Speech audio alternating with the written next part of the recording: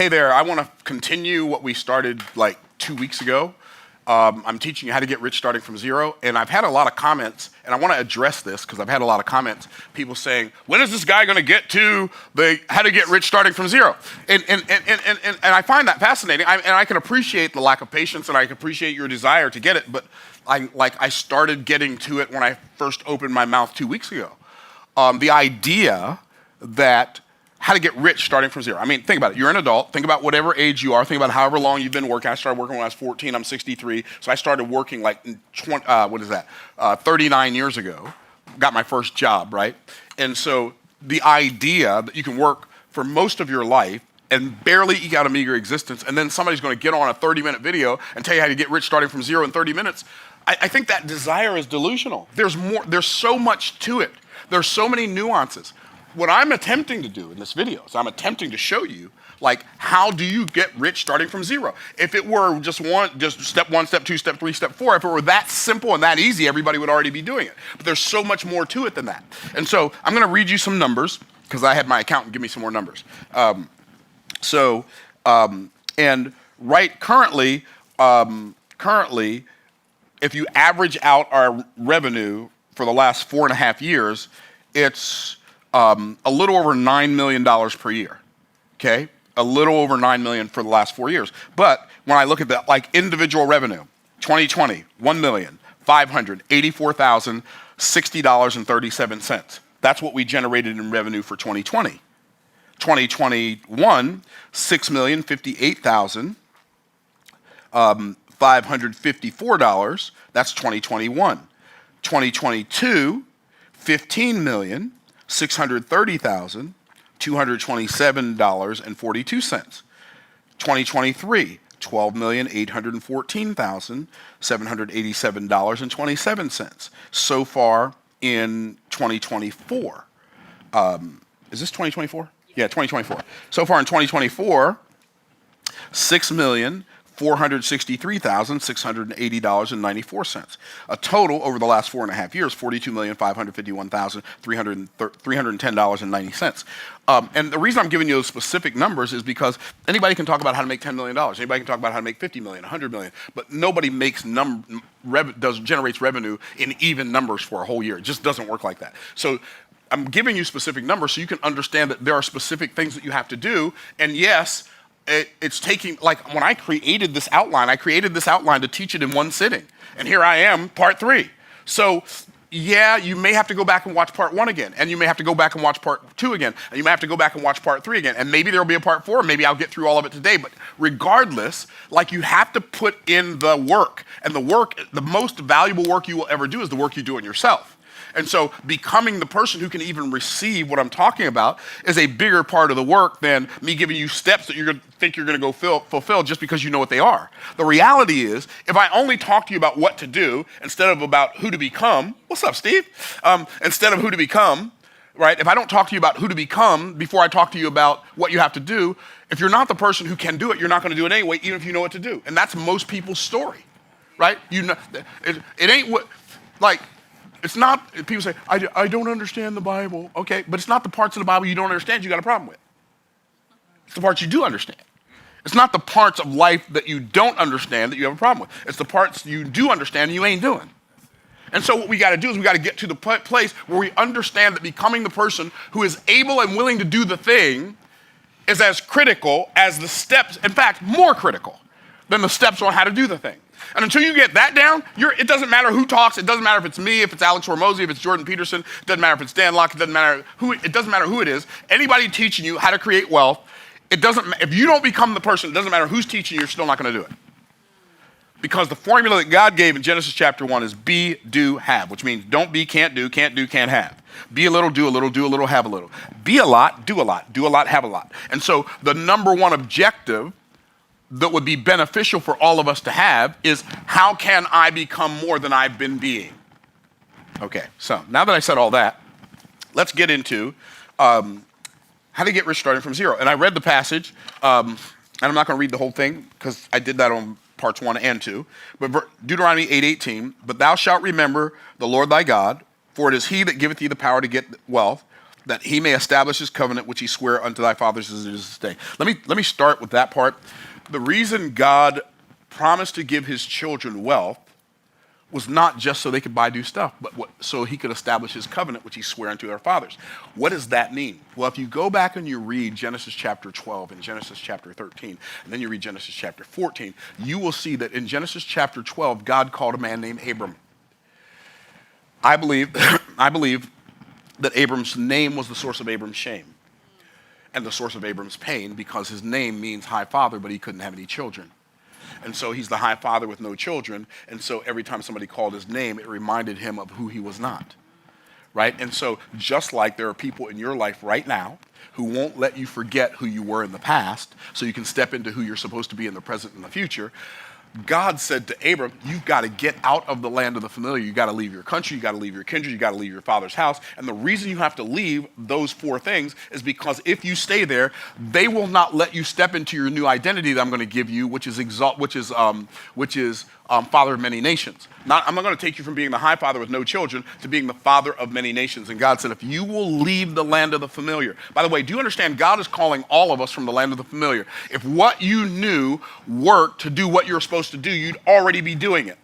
Right? It's the stuff you're familiar with that's got you stuck like Chuck in a pickup truck. It's the stuff you know how to do that's got you broke as a joke and ready to joke. So we got to learn something. We got to learn how to become a different kind of, kind of person. It's not about just learning how some new stuff to do. Okay.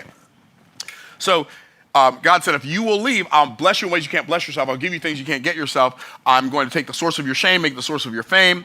He said, I'm going to bless those that bless you and curse those that curse you, and in you all the families of the earth will be blessed. That was God's call on Abram's life. The very next chapter says, in Genesis chapter 13, verse number 2, it says, and Abram was very rich in cattle and silver and gold.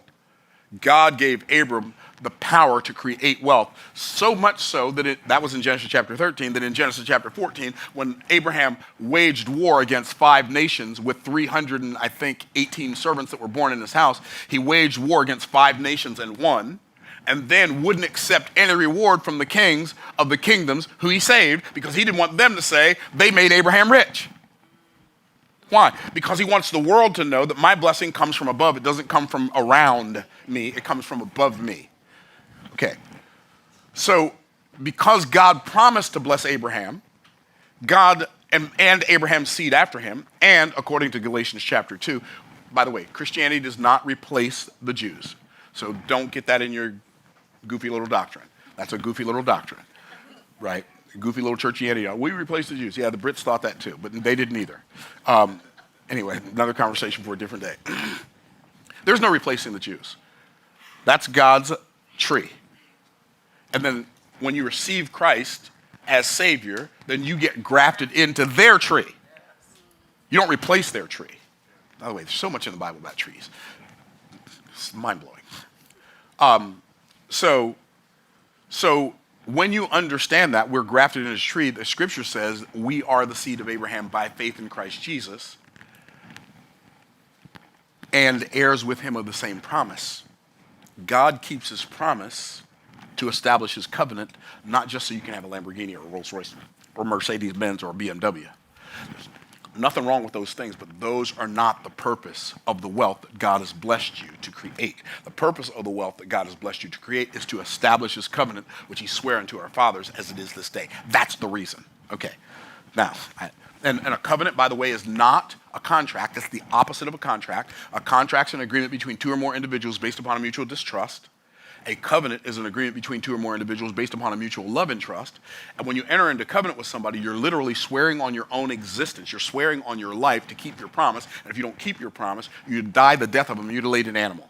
So when God says, I'm doing this to establish my covenant, God's literally saying, if I'm lying, I'm dying.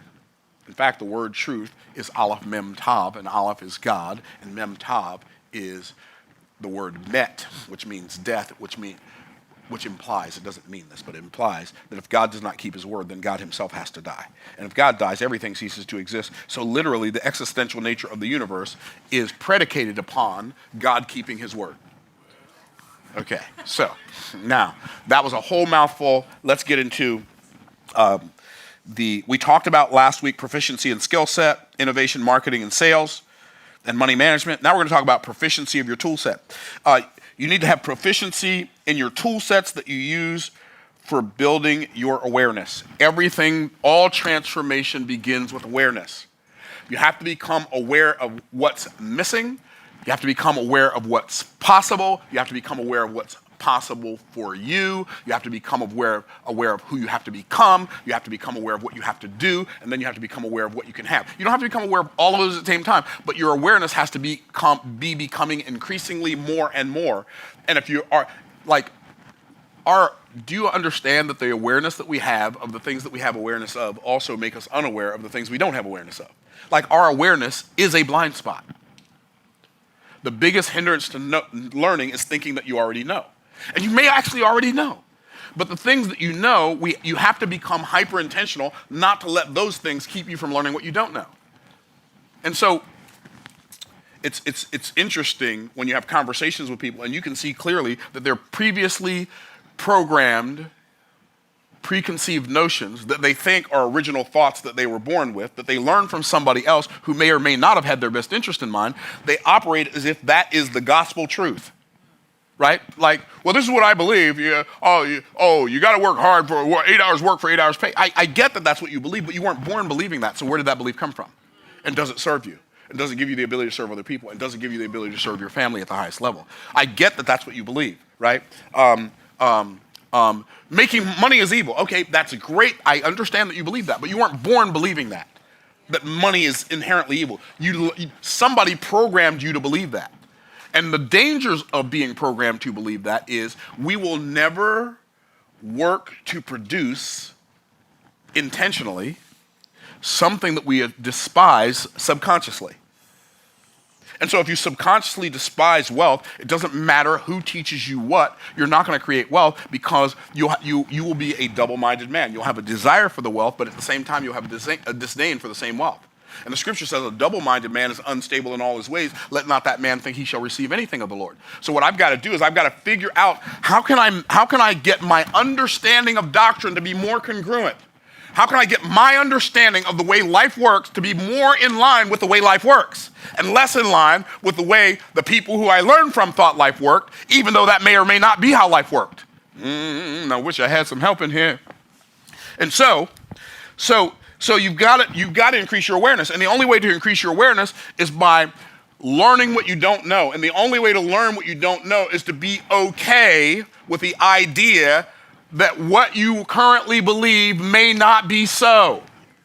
If it is so, you don't have to worry about it not being so.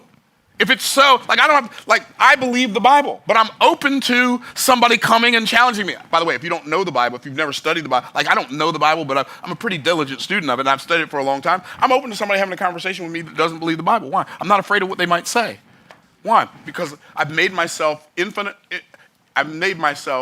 not infinitely familiar. I've made myself consciously and unconsciously familiar with the principles of Scripture over a long enough period of time that I'm not worried about somebody shaking my faith. But even when I read the Bible, I attempt to approach it without a preconceived notion, even of the things I already believe, so that the Spirit of God can show me what I don't know yet. I don't approach it seeking to prove what I know. I approach it seeking to learn what I don't know.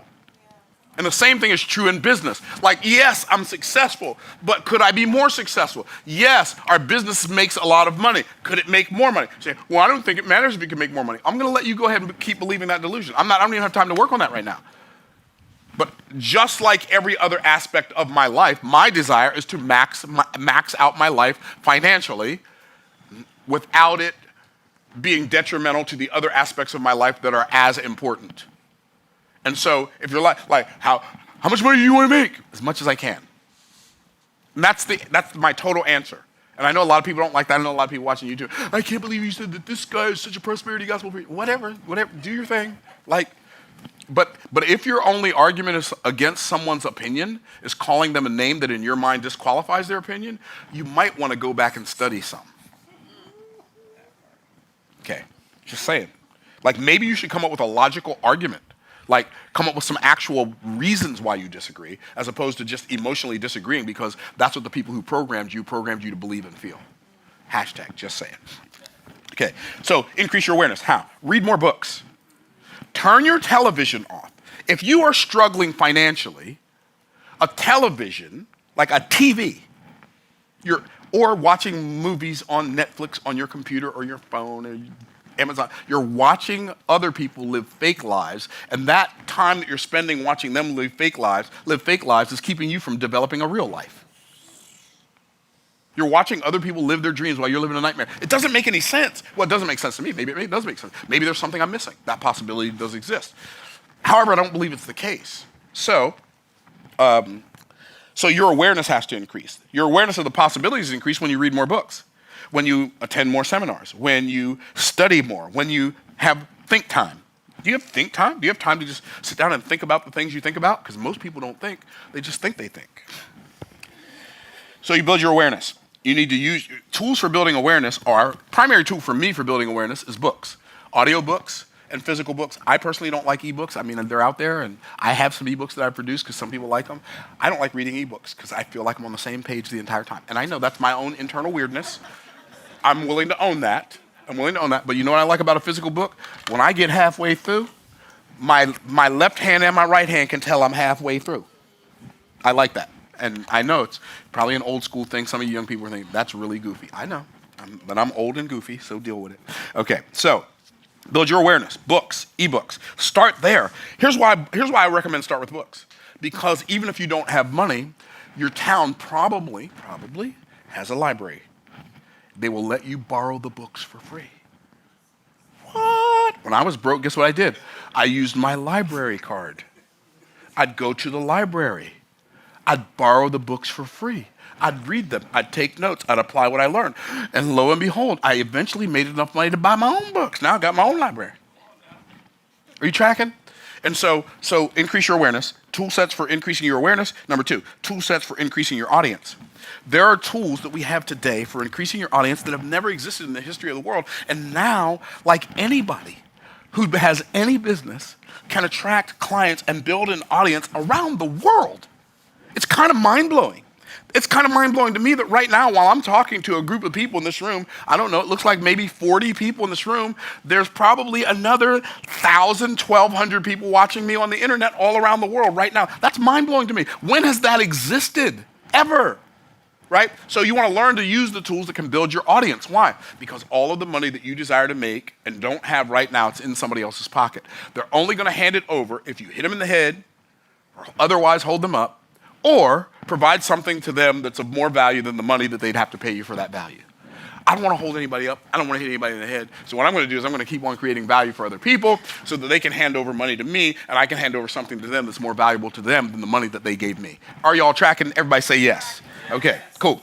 So you use the tools to build your audience. What kind of tools am I talking about? I'm talking about email marketing. I'm talking about audience building on YouTube. I'm talking about audience building on Instagram. I'm talking about audience building on LinkedIn. I'm talking about audience building on podcasts. I'm talking about audience building on Facebook. Like any way possible, audience building by being a guest, a virtual guest on other people's platforms. All of these are ways or tools that exist. I don't like social media. Guess what? Neither do I. But guess what? The people I serve like social media. So guess what I'm gonna do? I'm gonna get on social media so they can find me.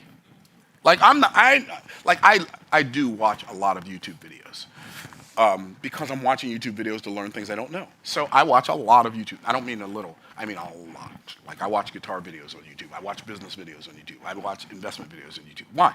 To learn the things that I don't know. Because I know that the vast ocean of information and knowledge that I don't know is so much greater than the little teaspoon of knowledge I have, that man, it's time, like every day I want to go swim in that knowledge pool. Every day, go swimming.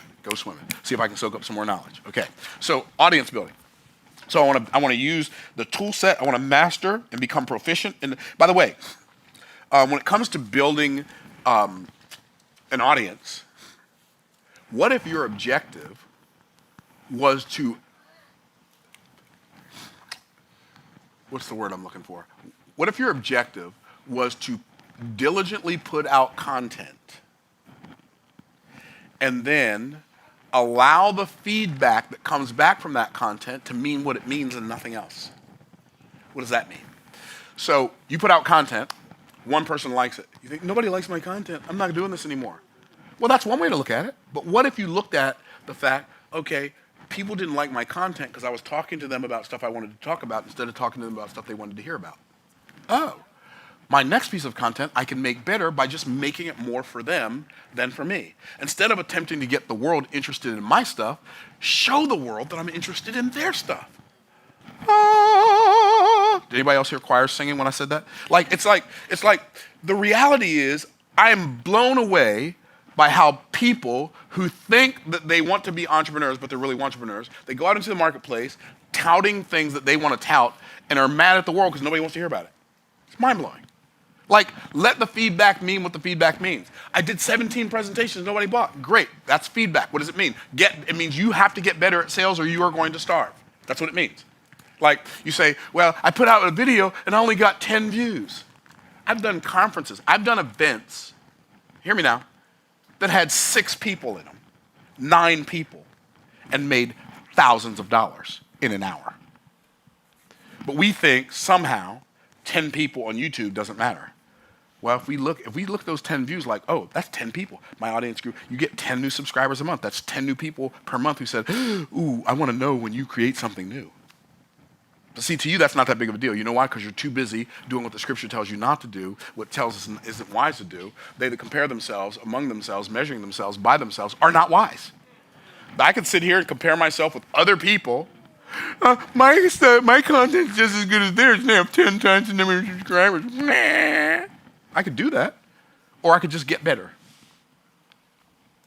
And see, do you realize that having a desire to be good is the enemy of the desire to get better? Did you hear what I just said? The desire to be good, and for people to think you're good, is the enemy to the desire to get better. My desire is to get better. So I know, I'm going to tell you something now. We have 691,000 subscribers on YouTube. I'm not good at YouTube yet. And I know some of you are thinking, well, if you're not good at YouTube, there's no hope for me. No, if I'm not good at YouTube, that's all the hope for you. That's all the hope for you.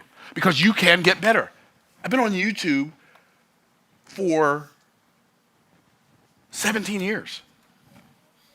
I didn't even know for the first 15 years that YouTube monetization was a thing. I did not know it existed. I know what some of you are thinking, dude, how could you not know that? I just didn't know. You don't know what you don't know. But guess what? When I decided I'm going to be consistent on YouTube, my objective was not, I'm going to be consistent on YouTube if I get 1,000 subscribers a month. I'm going to be consistent on YouTube if I can get 10,000 subscribers a month. No, I'm going to be consistent on YouTube for 10 years. And after 10 years, I'm going to go back and look at how well it's working. I'm going to double down on the stuff that's working. And by the way, you don't have to wait for 10 years. You can do it on the way. And guess what? Fortunately for me, because most of the gravitropic work that I did, if you don't know what gravitropic means, go watch my video on The Gardener Who is the Garden. I think that's the name of it. But anyway. Gravitropic means the stuff that happens in the dark when nobody's watching. The gravitropic work that I did before I got on YouTube. I did before I realized YouTube had monetization. So when I turned the camera on, the roots that could produce the fruit were already deep enough to produce a very high tree. My YouTube channel is like what do they call it? The Japanese bamboo tree. You water it for 5 years and nothing happens, and then in the 5th year, boom, it grows 90 feet, right? But you got to keep cultivating it when it looks like nothing's happening. But something is happening. It's just happening out of your sight. Don't let the things that you see discourage you from the things that you can't see. That's what it means when it says we walk by faith and not by sight. Paul's not commending us for doing that. He's commanding us to do that. That's what we're supposed to be doing. Are y'all tracking? Okay. So build your audience and just make up your mind, I'm going to get good at audience building. What if that was your only goal? I'm going to get better. Every time I produce content, I'm going to make that content somewhat better than the last time. When I come in, one of the reasons I love coming here, and I only come here a couple times a week, but when I love coming here is because I remember when this room used to look like the other side over there of our studio. And now I come in here and it's like this state-of-the-art studio. Why? Because every month we're going to make it better, we're going to make it better, we're going to make it better. We're going to make the quality of the cameras better, we're going to make the lighting better, we're going to make this, and we just kept on iterating, and we're still iterating. Now all of my focus is on how can I make the content better, make the content better, make the content better, make the content better, make the content better, make the content better. Because, but your content's already good enough. It's good enough for you. It's not good enough for me. And because my objective is to get better and to get to the point where I'm eventually really, really good, because I believe that it's possible, even in the enterprise space, I believe it's eventually that it's possible to get to the point where you put out a video and it gets 2, 3, 4, 5 million views in the first 30 days. I believe that's possible.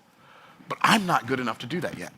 But I'm okay with not being good enough to do that yet because I'm willing to get better at it as I'm doing it. Are y'all tracking?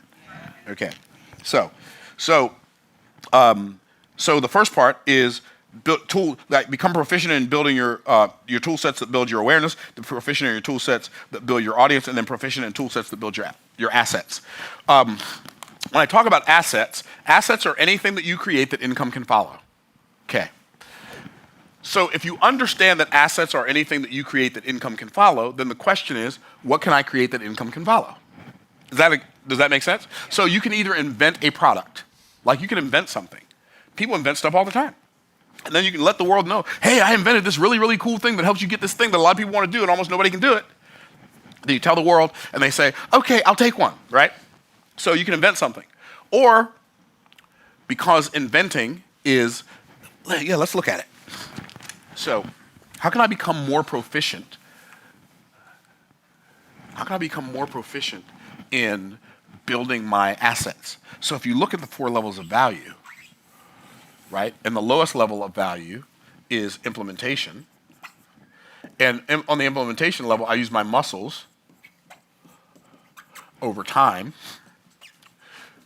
Muscles are a physical resource, time is a limited resource. So when I'm implementing, I'm using a physical resource times a limited resource. And by the way, wealth is a spiritual outcome. Wealth is spiritual.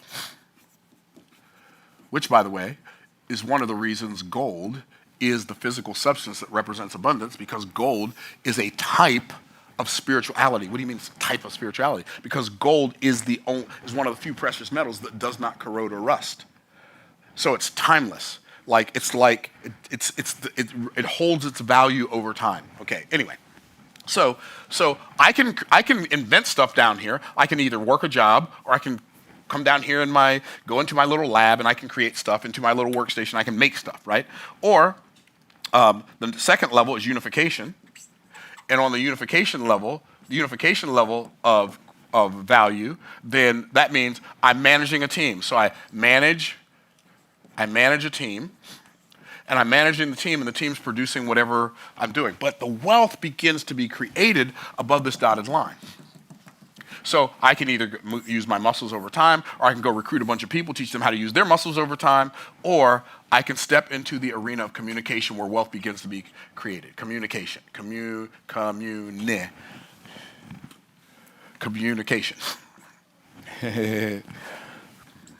Communication. So now, what if I create assets down here, the amount of revenue these assets down here can generate for me is going to be limited. If I create assets here, it's greater than the ones here, but it's less than the ones up here. Because up here, now, I could write a song. And that song could become a hit.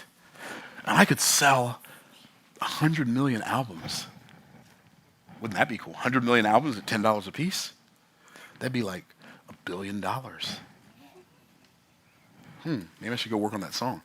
Okay, or I could sell insurance, or I could sell cars, or I could sell houses, or I could write books. Oh, I can write, conjure it up in my head, like just I think about an idea. I put it on paper. See if anybody wants to buy it, and then I say, hey, I wrote this book on this thing, and then people buy it. So when I become proficient in creating assets, it could be a book, it could be a course, it could be a course.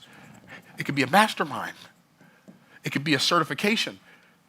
So all of these things are how can I create value? Or I come up here to the imagination level.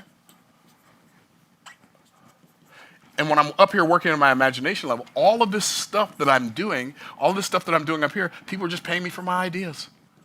Because they want my ideas in their head, and they'll pay me money to get my ideas in their head. So I become proficient in creating assets. So one of my favorite kind of assets to create is what I call an anyway offer. Okay, say, Myron, what's an anyway offer? Okay, an anyway offer is when I take something I'm going to do anyway. Take something I'm going to do what? Anyway, and then I let people either watch me do it or do it with me if they pay me, because I'm going to do it what?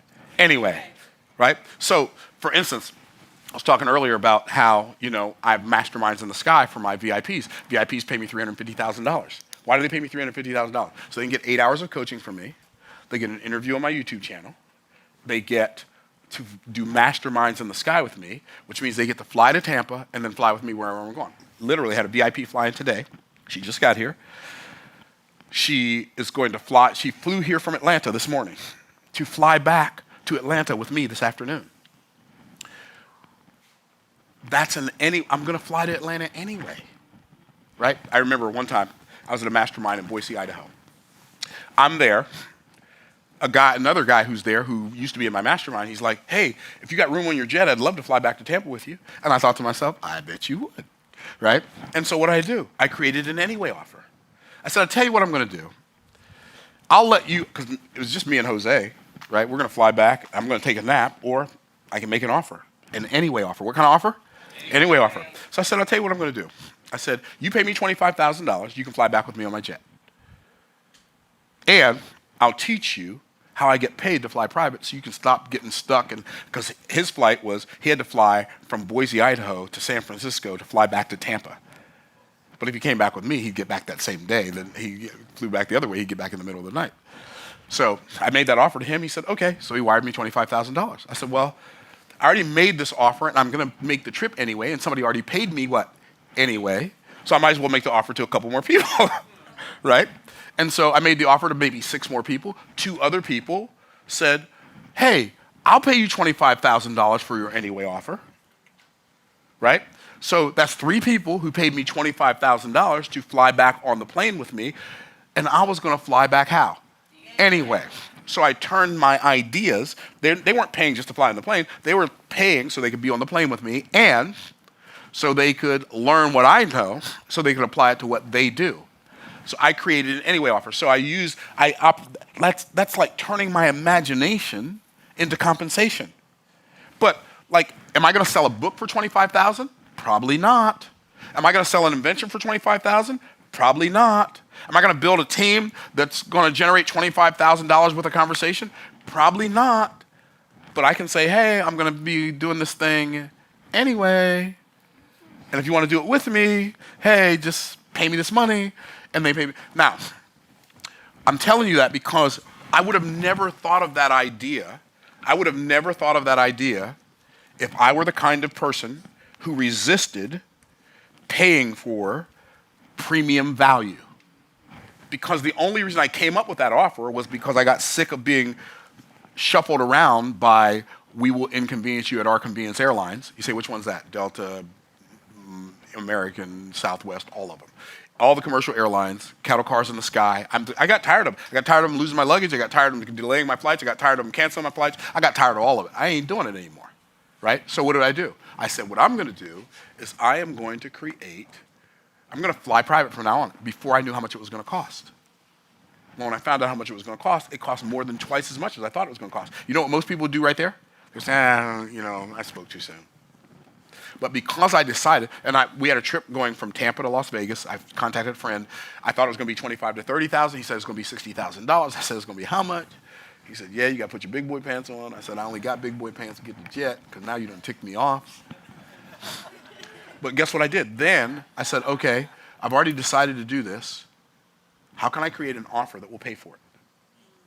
But when he said it was $60,000, if I would have retreated to the land of the familiar, I would not have figured out a way to not pay for it, but to get paid for operating at that level. Because when I decided to do something that was outside my current currency comfort zone, my current currency comfort zone, I decided to do something that was outside of that. It gave me the ability to tap into a level of creativity that I could not tap into any other way. So when you resist opportunities because of how much they cost, you're not just resisting the opportunity to pay, you're also resisting the opportunity to get paid. Okay, y'all tracking. So, you have to have proficiency in your tool set. You have to have proficiency So the next one, so the power to get well. So we talked about the proficiency of your tool set. Now let's talk about the power of your passion. We talked about the power of proficiency. Now we're going to talk about the power of passion. What's the power of passion? Your passion for your purpose. You have to have a passion for your purpose. Like you have to become the kind of person for whom purpose is one of your most obsessive pursuits. You were created for a purpose. You cannot be successful apart from that purpose. You can make money apart from that purpose. You can have lots of friends apart from that purpose. You can have lots of fame apart from that purpose, but you cannot be successful apart from your purpose. Are y'all tracking? And so what you have to do is you have to decide, okay, I am going to do the thing that makes the most sense for me staying in my purpose. Now, I can't tell you specifically what your purpose is, but I can tell you generally what your purpose is, and I can tell you specifically how to find it. So generally, what is your purpose? Please God, serve people. That's your purpose. That's everybody's purpose who's ever existed. Please God and serve people. You do one of those, you're going to be maybe marginally fulfilled. You do both of them, you will be more fulfilled in ways you can't even begin to imagine otherwise. Okay, so serve God. Please God, serve people. That's number one. Number two, you're going to find your purpose at the intersection of your passion, the thing you love to do, and your proficiency, the thing you're good at. So I love, and by the way, that intersection might be something you've never seen exist in the world before, right? You might find that intersection of passion and proficiency at a place where nobody's ever done this thing before, or you've never seen anybody do this thing before. And so now you're in this new place and you got to figure it out. It's okay though, because if God made you for that purpose, it's already in you to figure it out. And the stuff you're supposed to figure it out with is already in your path. Because God put the garden there before he put the man there to dress it and keep it. So your purpose was here before you were here for your purpose. Okay. So you got to be the power of passion. Why is the power of passion so important? Because if I have a passion for my purpose, then now I have two drivers and not just one. What are the two drivers? One, I love doing this thing. Two, I know it's what I was created for. So I know there are church people who are practicing what I call churchianity, who think I am the devil incarnate. I've been called the Antichrist. I've been called a false prophet. I've been called a prosperity gospel preacher. I get it. I know your emotions are high because that's what oftentimes churchianity does to people. It gets them high emotions, but they don't dive deep on the doctrine. And so I get it, and I don't have any hate for those people. I just understand what I'm dealing with, right? But I know my purpose. I love the Bible. I've loved it since I started reading it, and I never read anything before that. I loved it since I started reading it. It made sense to me, and I've been confused since I was 16 years old. Why more people who go to church and claim to believe the Bible, how comes we ain't practicing this stuff? What? Love thy neighbor as thyself. Be ye kind one to another. He that hath friends must show himself friendly. These are all practical things that we can all do, and we can measure whether or not we're doing them. And it seems like it's like you go to the grocery store, and I'm sure other people have had this happen, and you say something to the cashier, how are you doing? I'm blessed. Okay, if you're happy and you know it, tell your face, right? Not just the words you say, be the person. Okay. So passion, the power of your passion, the power of your passion for your purpose, passion for your people. I know that the cultural hypnotic societal mechanism would make you believe that people are the problem because people are a problem. And people are a problem, but I promise you they're not the problem. The reason you have difficult people in your lives is to mold you into the person who can deal with difficult people. Oh, snap. You want to be godlike, don't you? The only people he has to deal with are difficult people. He don't have any undifficult people to deal with. We all difficult. And peopling requires energy. We're here to please God and serve people. Sometimes people make it hard for you to serve them. But you will be more like God when you serve them anyway. You have to have a passion for people.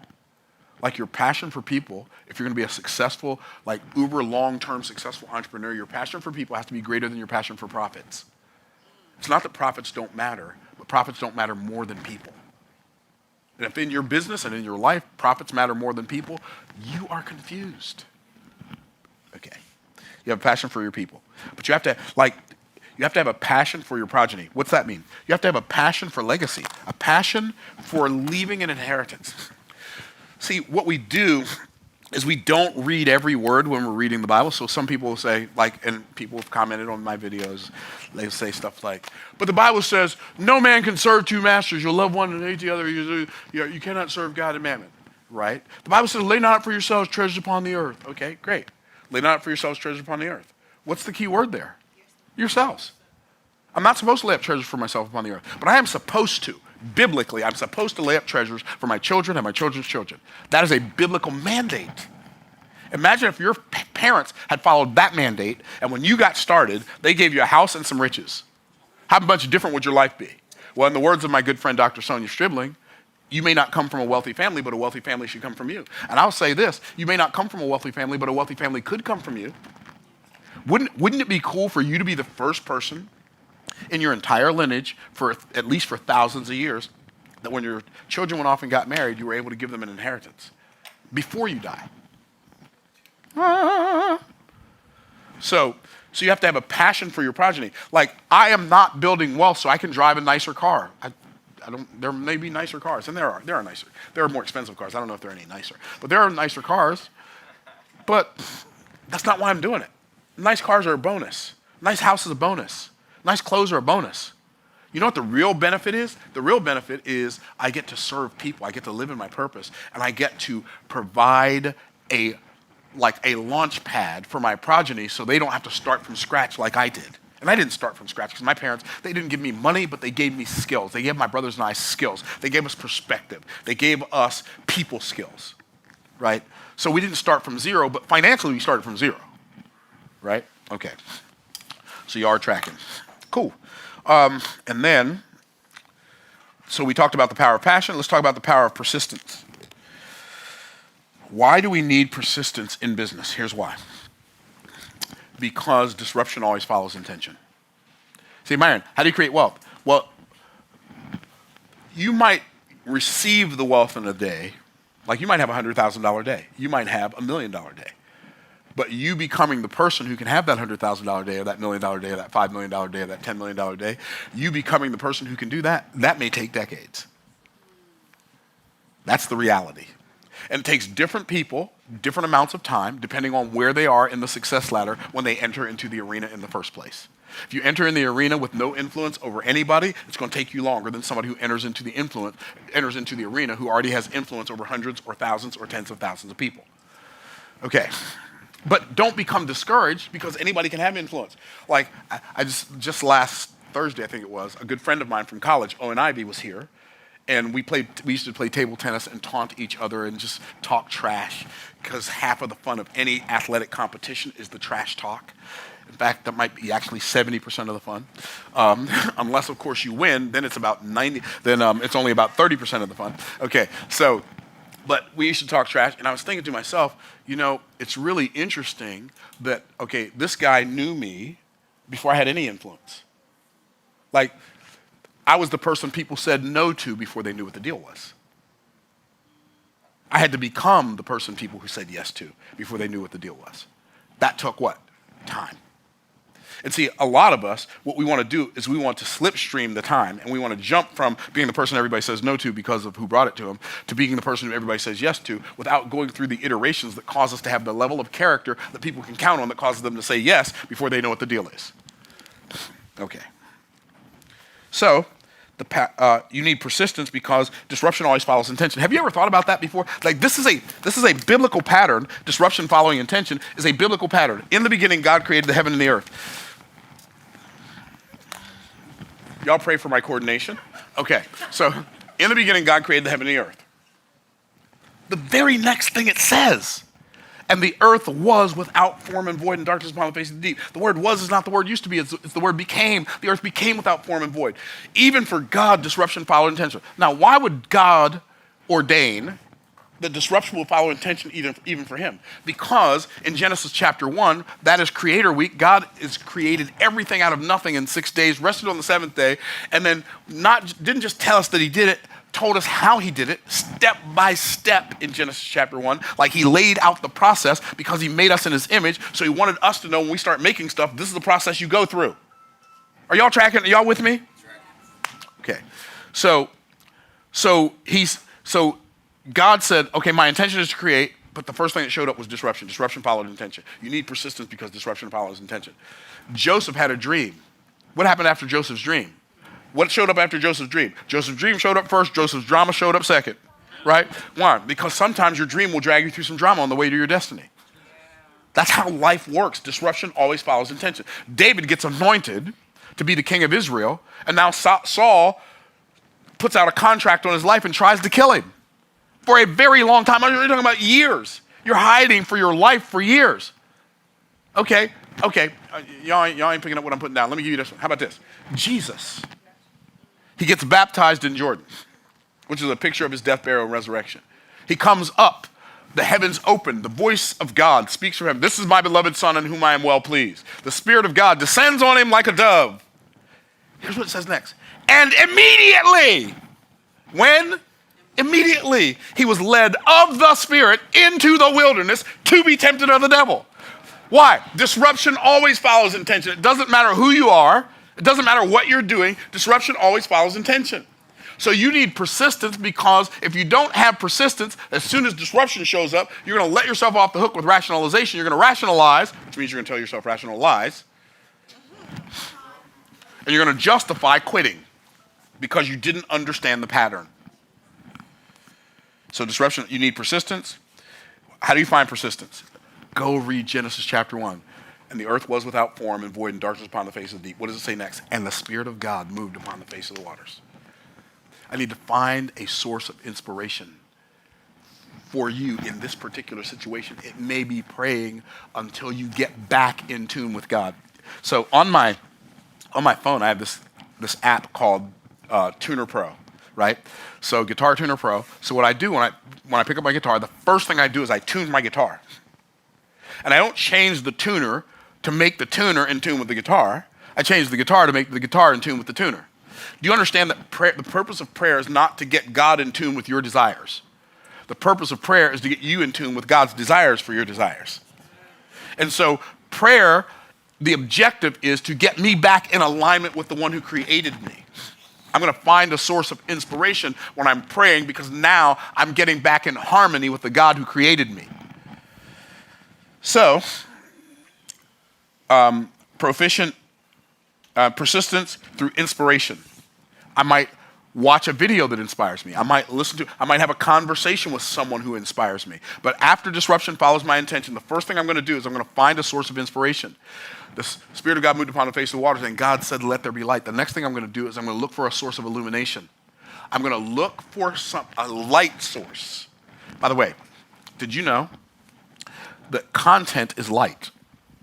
What does that mean? Content is light. In the beginning was the Word, and the Word was God, and the Word was with God. The same was in the beginning with God, and without him was not anything made that was made. And in him was the life, him who? Him the Word, and the life was the light of men. Now I want you to notice this next part it says, and the light shined in darkness, and the darkness comprehended it not. Illumination is learning something that you don't know so you can see something that you could not see. Learning is a source of illumination. And see, that's why we have to become passionately consumed with learning the things that we don't know, because those are the things that move the needle. Okay. So persistent with inspiration, persistent with illumination, and then persistent with segmentation to completion. There are more, but I'm gonna let this point be done with this one. Segmentation to completion is a skill that you're going to have to develop if you desire to become successful. What's segmentation to completion? Here's what it says. And the evening and the morning were the first day, or the evening and the morning, day one, and the evening and the morning, day two. What are we learning from that? Why does God keep saying the same thing? In the evening and the morning, day three, and the evening and the morning, day four? Because God wants us to know that if we desire to be productive, if we're going to do it like he did it, we don't save any of day one's work for day two. We get day one's work done on day one. This is literally a project management strategy. segmentation to completion. If you have 6 things to work on, no, you got 5. I held up 5 fingers and said 6. Okay, I was testing y'all to see if y'all knew how many fingers. Okay, so you got 5 things to get done. And so what you do is you work on all 5 of them, and let's say each one of them takes you a week to get to the point where it's like making money. You say, I'm going to work on all of them at the same time. So now you don't make any money until week 6. Does that make sense? Yeah. But let's say each one of these things can make you $1,000 extra a month, and you decide, I'm going to work on one thing for a week and let it start making me $1,000 a month. This thing makes me $4,000 starting in week 2. The next thing makes me $3,000. So now, in 5 weeks, just with the first 2 things, I've made $7,000 that I wouldn't have made if I had worked on all of them at the same time. But I segmented them to completion. Is what I'm saying making sense? I say, then the third thing, I work on that for a week, and now I've got 2 weeks. Now I'm up to $9,000. And then the last, I don't know how many I've done now. 2 weeks. Okay, so now I work on this thing. It makes me money for 1 week. And so now I've got another 1,000. So now I'm up to $10,000 and then when I get to the 5th week, I work on that for a week. And then that starts making me $1,000 a month. So now I'm at $11,000 a month by the time I get to the end of 5 weeks.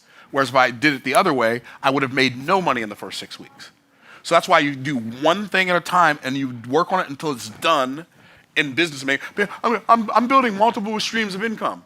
Well, build one first. And get it making you money before you start working on the other one. Segmentation to completion. Okay. So, this is so great. I went really, really fast today. Okay. Now, the last one is the power of perspective. What is the power of perspective? The power to get wealth. God gave us the power to get wealth. What is the power to get wealth? The power of pain. We talked about that week 1. The power of purpose. The power of perception. The power of proficiency. Proficient in our skill set. Proficient with our tool set.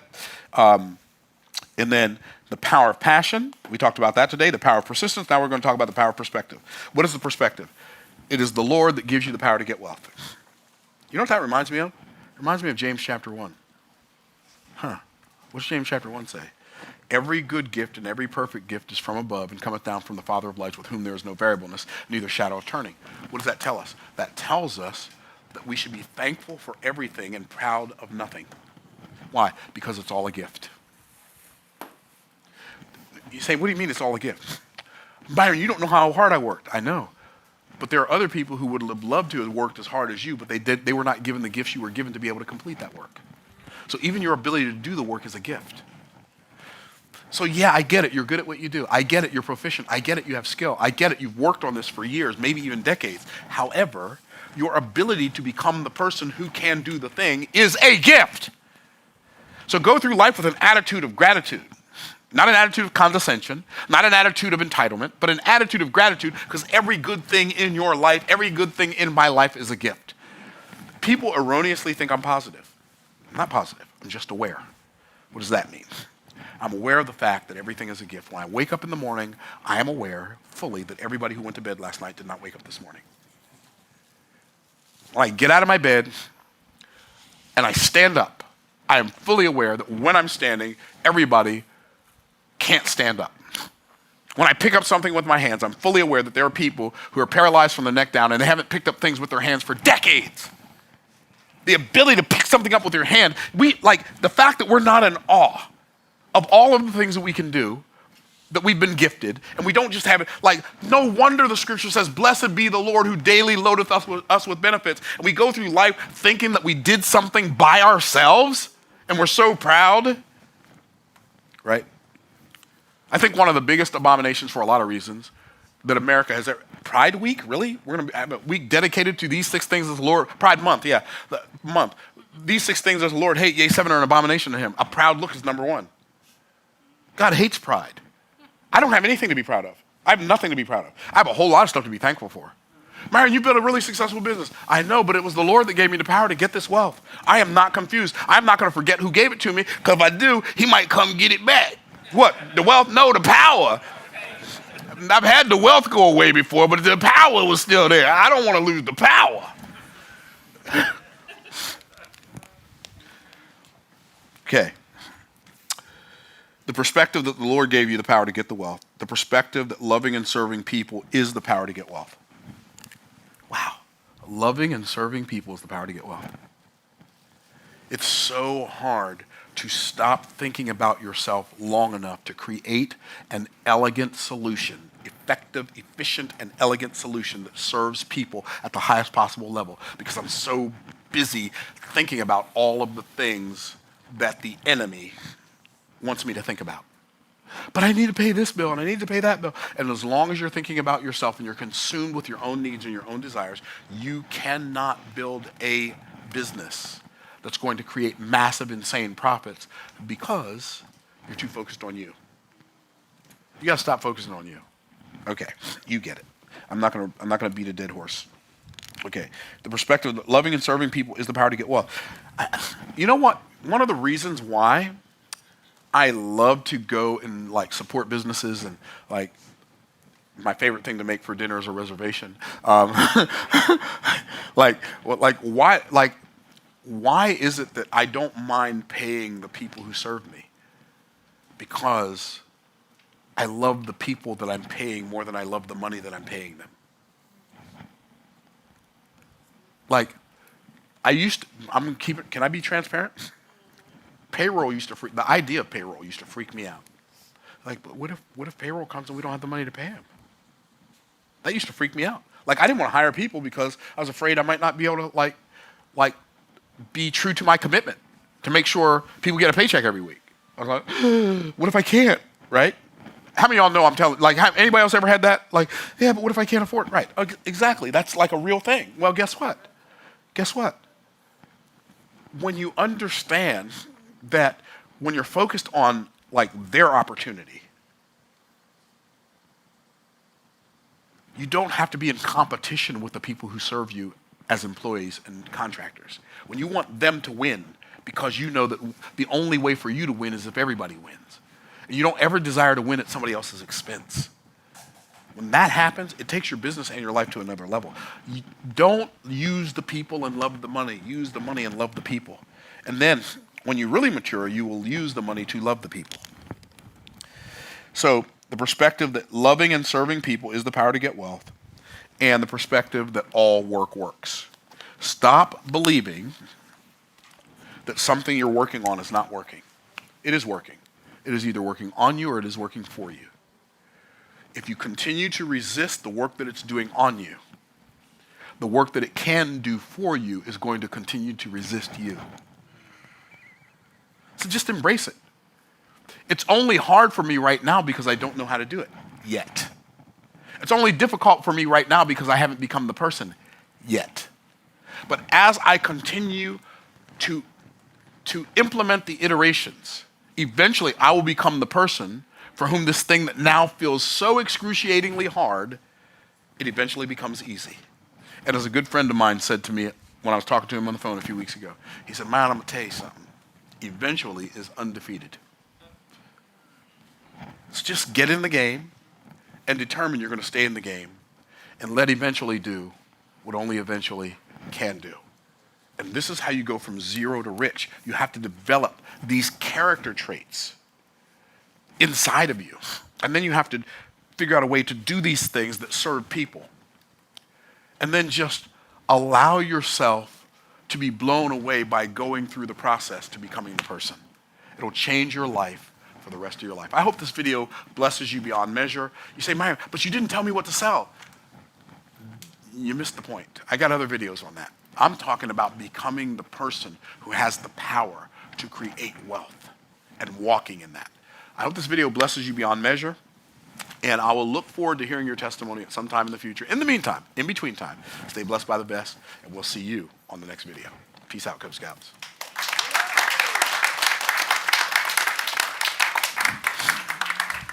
Well, you're welcome.